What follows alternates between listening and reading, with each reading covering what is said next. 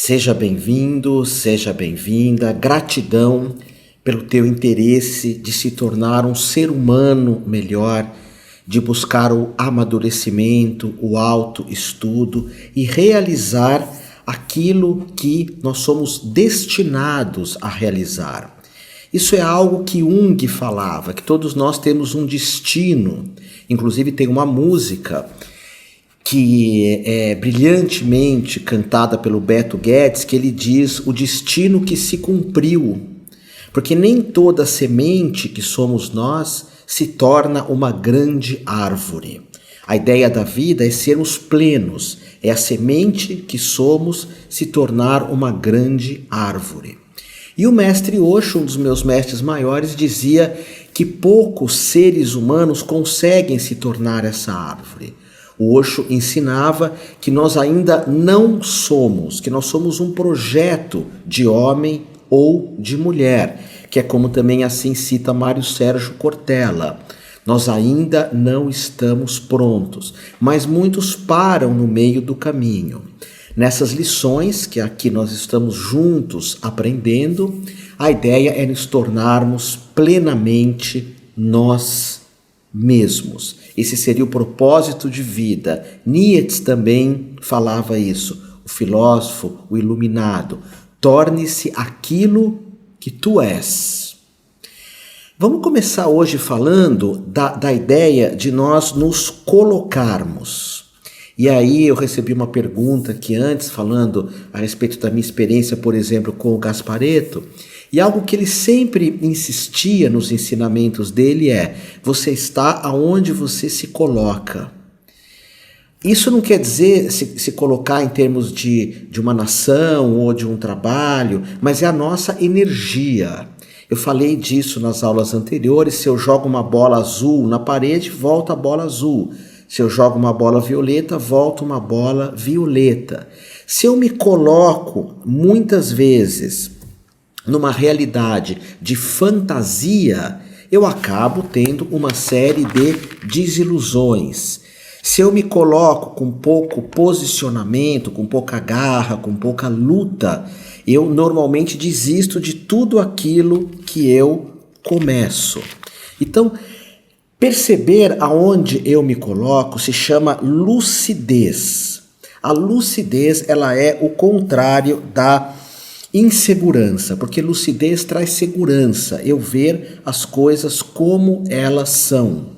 E se eu me coloco sempre numa postura insegura, eu vou criando uma ameba de insegurança. Eu tenho escutado muito um doutor gaúcho, agora não me recordo o nome dele, que ele tem falado de sistema imunológico. E ele tem falado de meditação. Então, se eu me coloco num estado meditativo, eu tenho um sistema imunológico muito mais pronto para combater as dificuldades da vida. Hoje não há um texto, não há um periódico, não há uma pesquisa que não aponte os benefícios da meditação, do silêncio. Então, se eu me coloco em meditação, é isso que a vida me dá também. Ele também fala de sermos, dentro do possível, mais positivo, também como um processo de melhorar o nosso sistema imunológico. Aí vem alimentação, exercícios físicos, dormir cedo, acordar cedo, que são escolhas que eu posso fazer. Se eu coloco a minha força em alimentos que não prestam, e até achei bacana ele falar, eu vou em uma outra aula falar o nome dele, ele falar assim que nós temos que buscar alimentos que no rótulo vem escrito aquilo que ele é. Por exemplo, feijão. Feijão é feijão, mas se tem um monte de ingredientes químicos, tudo isso, eu coloco isso em mim. E se eu me alimento com um monte de porcarias e creio que isso não me faz mal, isso é uma ilusão. As pessoas normalmente com falta de disciplina, com falta de garra, com falta de determinação, elas vivem muito essas ilusões. E principalmente as ilusões que envolvem a maldade do mundo.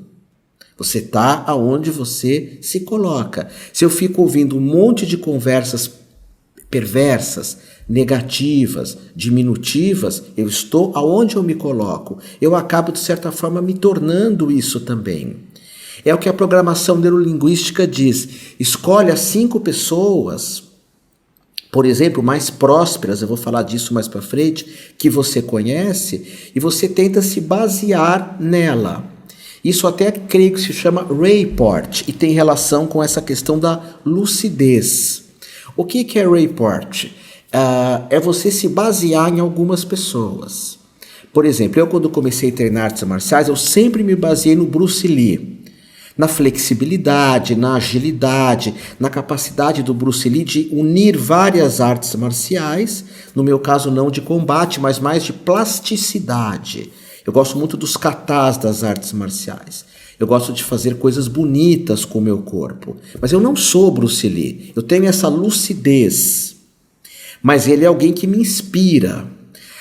O carisma do Rabino Sobel sempre me inspirou muito. Foi a pessoa mais carismática que eu já tive contato na minha vida.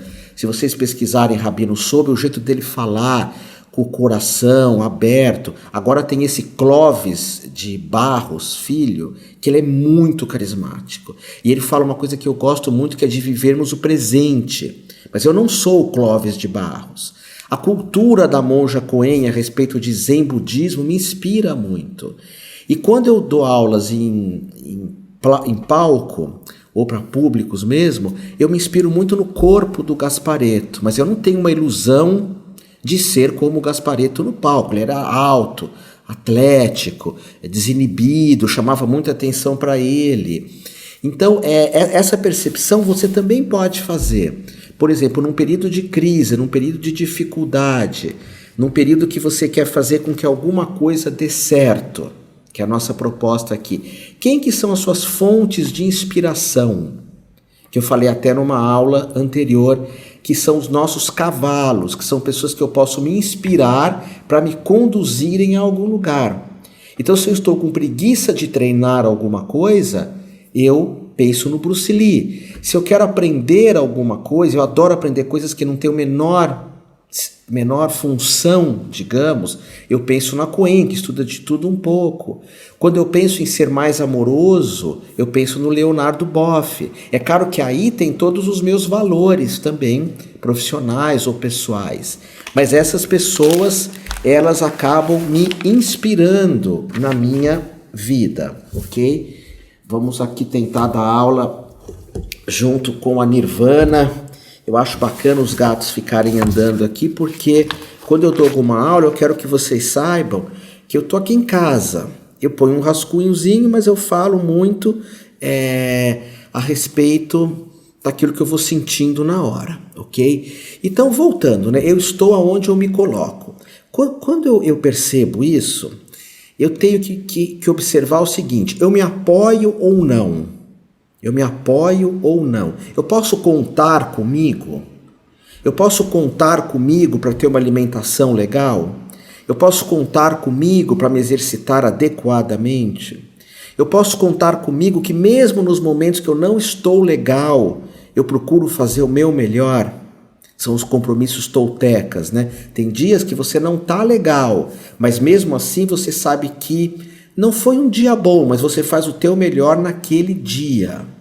Então, esse conceito metafísico, eu conto comigo para o que der e vier. Eu me apoio nas minhas decisões.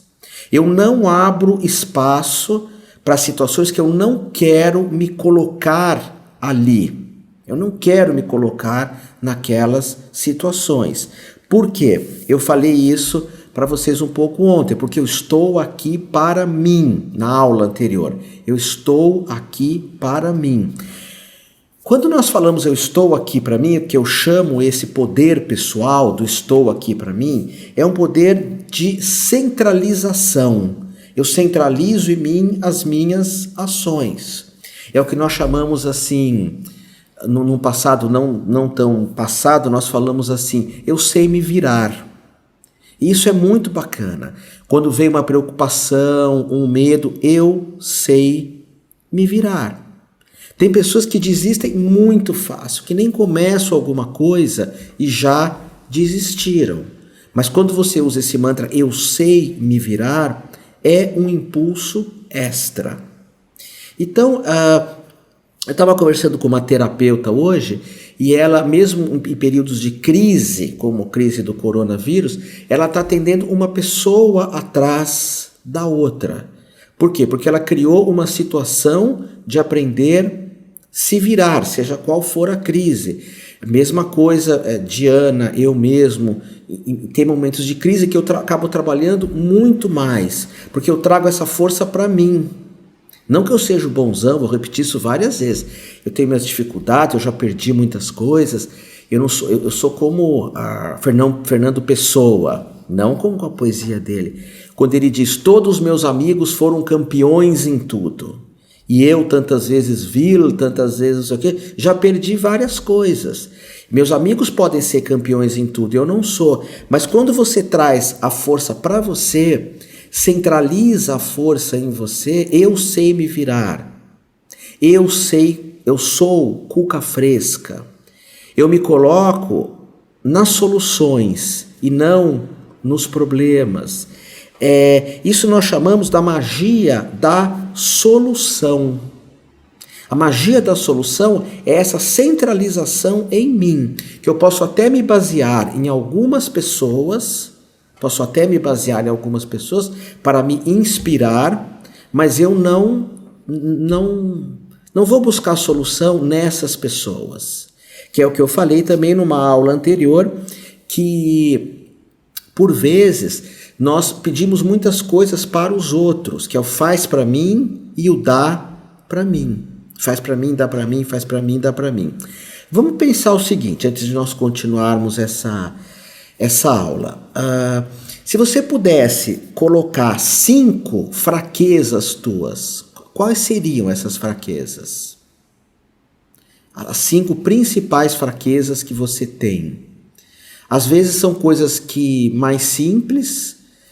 Por exemplo, eu tenho uma dificuldade muito grande de lidar com questões de impontualidade, porque eu sou muito pontual naquilo que eu faço.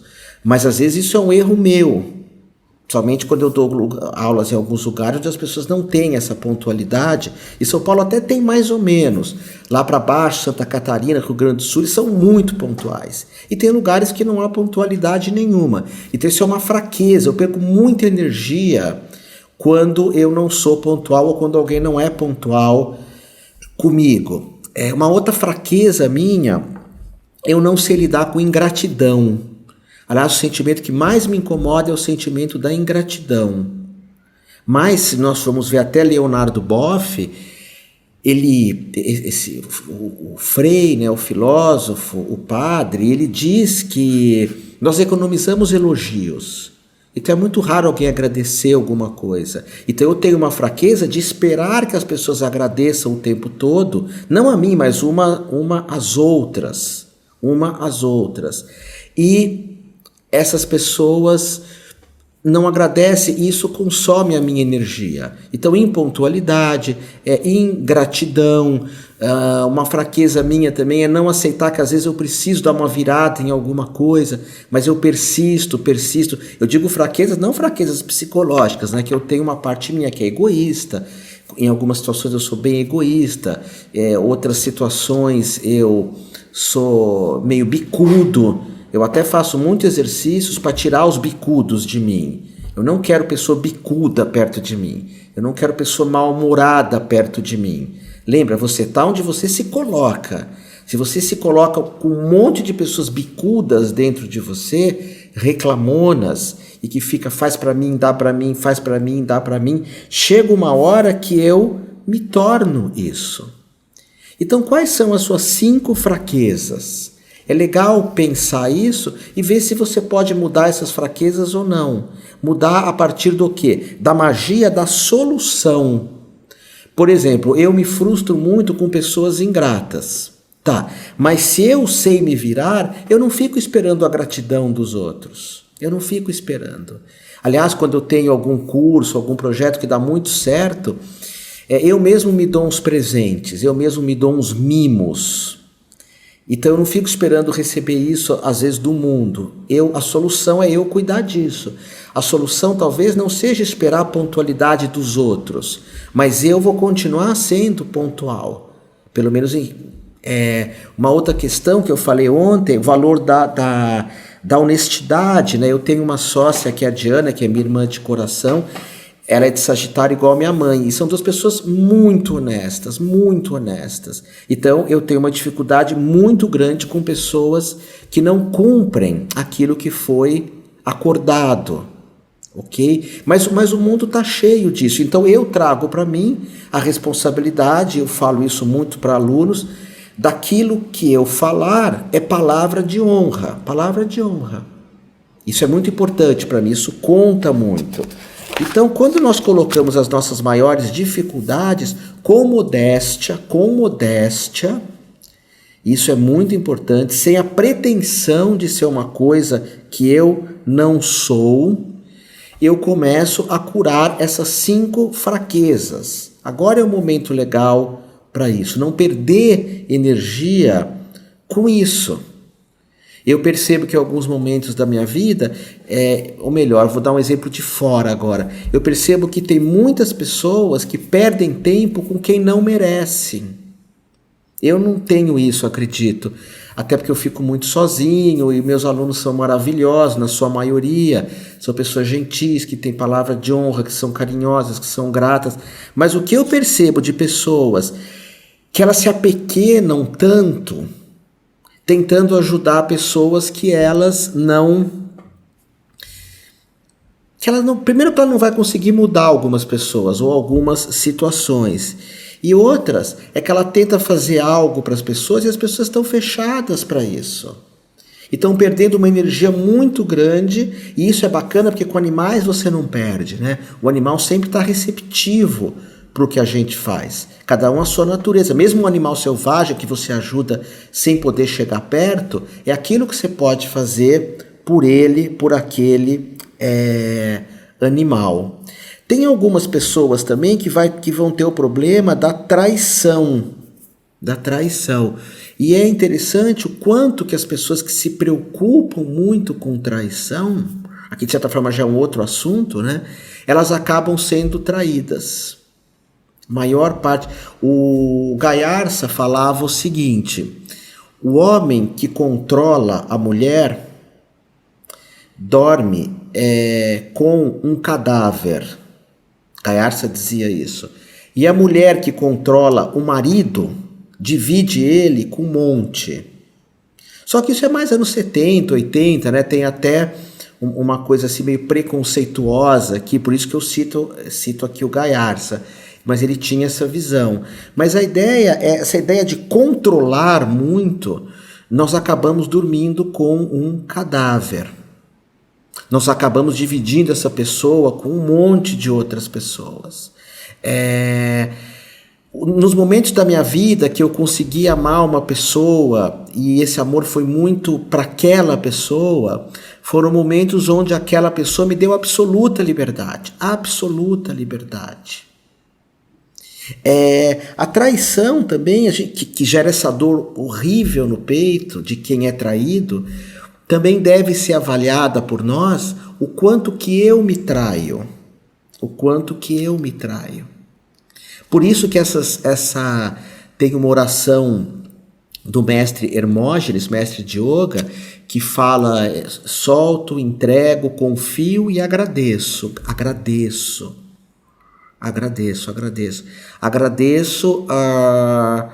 por eu ser eu mesmo, agradeço por eu ter esse psiquismo, agradeço pelas bênçãos que a vida me dá. E o Ho Oponopono vem trazer a energia do perdão. Me perdoe, sinto muito, te amo e sou grato. Então a traição, quando eu traio a mim mesmo, é perdoar a mim mesmo. Ou como Hermógenes diz, soltar. Eu solto os outros de mim. Eu solto as expectativas dos outros. Eu solto o que os outros pensam de mim. Eu solto o que os outros sentem de mim. Eu solto o que os outros querem. Isso é uma delícia soltar. O que os outros querem de mim. E você vai assumindo então essa magia da solução, que passa por nós não trairmos a nós mesmos. Qual seria a maior traição? Eu estou pensando aqui. Eu acho que a maior traição que nós podemos fazer conosco mesmo são várias, né? Uma delas é a comparação. Se inspirar, sim. Para sairmos de crise, para fazermos a vida dar certo, é muito importante essa inspiração. Ver as pessoas que têm relação com o que eu acredito e me inspirar nelas, se assim você desejar, mas não se comparar. Por exemplo, eu me inspiro muito em Chico Xavier, mas nem de longe eu tenho a bondade de Chico Xavier. Porque se eu buscar ser bondoso como Chico Xavier, eu estou traindo a mim mesmo. Estou traindo a mim mesmo. Essa é uma das maiores formas de traição. Porque sempre eu vou achar alguém mais bonito, mais inteligente, mais charmoso, mais rico.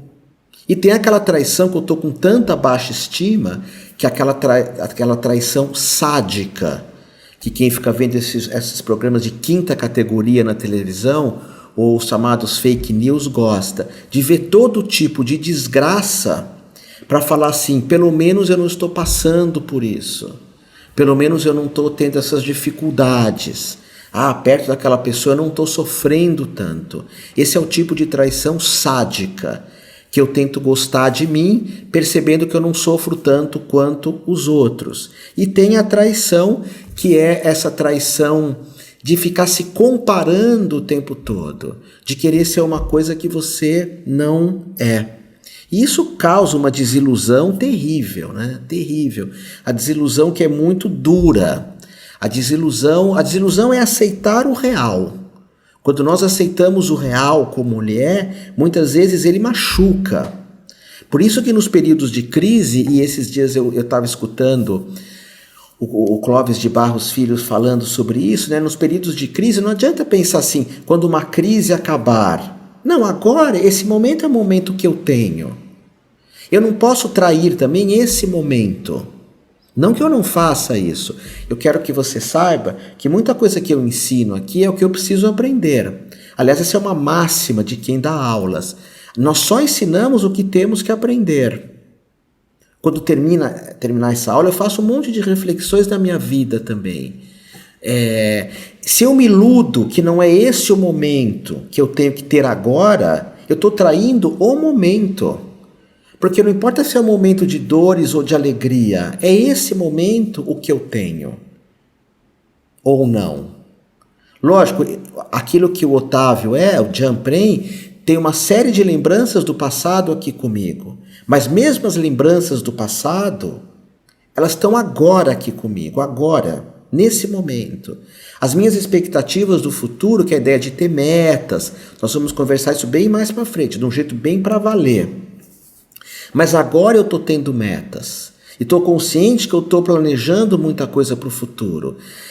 Eu faço isso muito em artes marciais. Eu estou treinando um estilo agora de karatê que chama Goju-Ryu. E eu sou faixa branca desse estilo. Então eu tenho uma meta de 6 anos chegar na faixa preta. Por causa do ego? Creio que não, porque isso eu já passei disso, mas é a ideia de aprender os katas da faixa preta, que é lindo, aqueles movimentos do faixa preta, do Goju-Ryu, são do outro mundo, Então eu posso fazer essa planificação, mas agora quando eu tenho aulas, o sensei fala, Otávio, fulano, faz o kata, a gente faz, agora senta. Aí eu fico meia hora vendo faixa amarela, laranja, verde, marrom, preta, todo mundo tem as coisas mais lindas do mundo, eu só fico vendo. Mas eu não posso trair esse momento. Nós traímos o momento presente o tempo todo. Sabe como é o nome disso? Ansiedade, fantasia também. Fantasiar que não é isso que eu tenho que viver. E quando eu não encaro as coisas como elas são, eu vou acabar anulando o momento presente. É como se ele não existisse, como se existisse um hiato de tempo. E aí quando eu olho para trás, eu falo, se eu pudesse voltar atrás, eu viveria mais conscientemente algumas coisas. Sim, mas agora esse tempo que nós temos, com as suas dores, com as suas alegrias, com saúde, às vezes com doenças, com pessoas nascendo a todo momento, com outras morrendo, pessoas perdendo os pais. Eu já perdi meu pai, dói. Minha mãe é bem velhinha, segundo a lógica, que é uma lógica que se desfaz o tempo inteiro, ela vai antes de mim. Isso vai doer também, mas é isso que eu tenho aqui. Até o próprio luto, eu não posso trair o luto. Eu não posso atropelar o luto. Não existe uma linha de psicologia que não creia que nós temos um período para ficar enlutado. O que não pode é permanecer assim para todo o tempo, ok? Então, vamos fazer essa reflexão. 5 características que você vai usar a magia da solução. Esse termo magia da solução, a primeira pessoa que eu ouvi falar isso foi o Gasparetto, tá?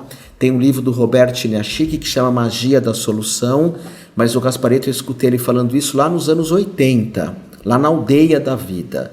Ele usava isso. Em vez de nós ficarmos focando nos problemas, vamos focar na solução. Se me dão um problema, eu não preciso focar nele. Eu preciso focar na solução. E para isso nós vamos aprender mais para frente a questão da intuição. Intuir o máximo possível para superar ou para saber lidar melhor com o que vem. Volto a repetir isso para vocês, né? Isso se chama cuca fresca. Não sei se você conhece esse termo, cuca fresca.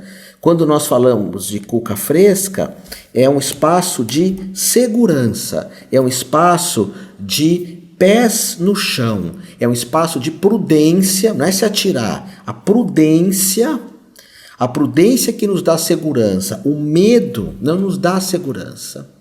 Por isso que em grupos que eu dirijo pessoalmente, eu gosto muito de fazer todo mundo cantar aquela música. Ei, medo, eu não te escuto mais, você não me leva a nada. Lógico que isso é um utópico, temos que escutar sim o medo, mas tem horas que eu paro no medo. Então, ei, dor, eu não te escuto mais, você não me leva a nada. Quer dizer, eu não quero trazer isso para mim. Hoje de manhã eu não dormi direito essa noite, muitos gatos. Aí acordei e falei, deixa eu assistir uma coisa bem leve na televisão, porque eu também não estava querendo ler muito hoje para dar essa aula para você e estar com a cabeça livre. Eu assisti um filme que chama O Guia. Ele é tão bonito, eu tenho a impressão que chama O Guia ou O Motorista, e o nome em inglês é o Guia Verde. É de um sujeito que é meio bronco, assim, um italianão, que ele tem que dirigir para um negro na época do racismo, lá em Missouri, naquelas coisas dos Estados Unidos, terrível. E onde o negro era maltratado, tinha o racismo, tinha a Ku Klux Klan, e ele era italiano, que também não era muito bem-vindo nos Estados Unidos. E é muito bonito como um vai crescendo com o outro. O fato de unir os dois no filme, assistem esse filme, ser um grande problema para os dois. Mas em vez de eles focarem no problema, eles vão aprendendo um com o outro. E é a terceira vez que eu assisto esse filme. É muito bonito esse filme. Muito bonito. O quanto que a gente pode trocar coisas quando nós acreditamos nesse espaço de solução. E só para fechar aqui, ser cuca fresca é ser generoso comigo e com o outro. Porque nesse filme, que chama O Guia aqui no Brasil, se não for na próxima aula eu digo o nome correto, eu vou pesquisar aqui. Mas nesse filme, eles são muito generosos um com o outro. E quando eu sou generoso comigo, quando eu me apoio, quando eu paro de me culpar, me perdoo, a gente pode escrever no papel tudo o que eu me perdoo. Porque talvez naquele momento era o que eu podia dar. Eu falo isso para ti, né? Você não fez nada que não seja humano. Então perdoa isso em você. Perdoa, são coisas humanas. O que você fez errado eu também fiz. Então, se apoiar, se perdoar, isso é uma forma de fazer nossa vida dar certo.